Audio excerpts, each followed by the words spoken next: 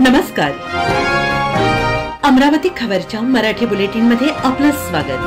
पाहूयात आजच्या काही विशेष घडामोडी.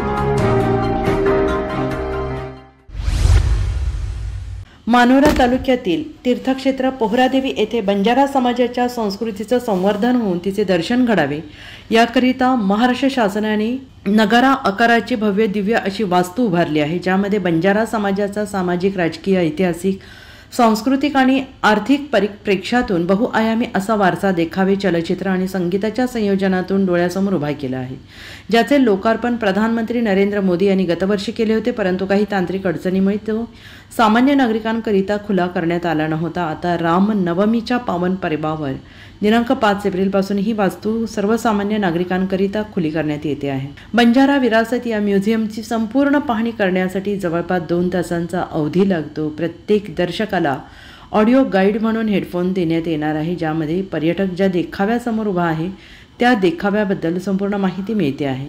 बंजारा शब्दाची उत्पत्ती, बंजारा समाजाचे ऐतिहासिक संदर्भ, बंजारा समाजातील न्यायव्यवस्था, धार्मिक अधिष्ठान, पेहराव, राजकीय परंपरा याचे दर्शन वेगवेगळ्या गॅलरींमधून घडते.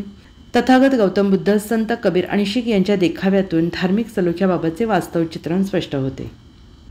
अमरावती खबर या आमच्या YouTube चॅनेलला लाईक करा, सबस्क्राईब करा आणि हो, शेअर करायला विसरू नका.